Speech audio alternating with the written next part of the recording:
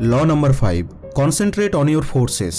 মানে 10 জায়গায় আলাদা আলাদাভাবে গর্ত খোঁড়ার আগে কোনো একটি জায়গাতেই এতটা গভীর গর্ত করুন যে সেখান থেকে যেন জলের ধারা বইতে শুরু করে। মানে নিজের প্রগতির জন্যে, নিজের পাওয়ারের জন্যে, নিজের শক্তির জন্যে কোনো একটি জিনিসের উপরে এতটা ফোকাসড হয়ে কাজ করা যে সেই কাজই আপনার ভবিষ্যৎ উজ্জ্বল করে দেবে। আজ এই দুনিয়ার সবথেকে বড় প্রবলেম হলো এই যে আজ সবাই অলমোস্ট সব কিছুই জানে, আর যেহেতু অলমোস্ট সব কিছুই জানে তাই তারা সব কিছুকেই করতে চায়। সব থেকে ভুল সিদ্ধান্ত। B A এসেন্সিয়ালিস্ট।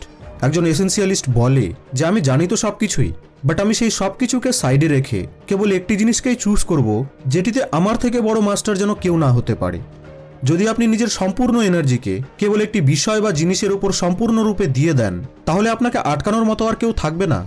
আচ্ছা, আমি আপনাকে কিছু প্রশ্ন করি, তো আপনার মনে এই নামগুলিকে শুনে ঠিক কী ছবি ফুটে উঠছে?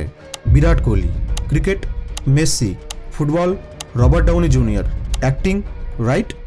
যদি আপনি সূর্যের কিরণে একটি পেপারকে রাখেন তো সেই পেপারটির কিছুই হবে না। কেন? কারণ সূর্যের সেই কিরণ বিক্ষিপ্তভাবে চারিদিকে ছড়িয়ে রয়েছে। বাট কি হবে যদি আপনি সেই পেপারটির সামনে একটি ম্যাগনিফাইং গ্লাসকে রেখে দেন? ম্যাগনিফাইং গ্লাস সূর্যের সমস্ত কিরণকে এক জায়গায় কনসেন্ট্রেট করে একটি রে বানিয়ে সেই পেপারটিতে আগুন জ্বালিয়ে দেবে। তো আজই নিজের মস্তিষ্কে এই কথাটিকে ভালোভাবে গেঁথে নিন যে ঠিক আছে, হতে পারে আমি বহু কিছু জানি, বাট এমন কোন একটি জিনিস আমার মধ্যে আছে যেটিকে আমি আমার ডিপ প্যাশন এবং ডিপ ইন্টারেস্টের সাথে করতে পারি, যা আমার জীবনে এক ভয়ানক পরিবর্তন আনতে পারে। আপনি জানেন অনেক কিছু, ভালো কথা, তো এই অনেক কিছুর মধ্যে থেকে একটি জিনিসকে পিক করে বাকি সমস্ত কিছুকে সাইডে রেখে সেই একটি জিনিসে মাস্টার হয়ে যান।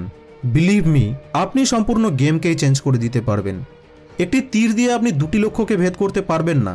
একবার যখন আপনার মস্তিষ্ক এবং সেই তীর একসাথে অ্যালাইন হয়ে যাবে তখন সেই তীর সোজা গিয়ে আপনার লক্ষ্যকে ভেদ করে দেবে। আপনাদের সঙ্গে আবার দেখা হবে নেক্সট ভিডিওতে।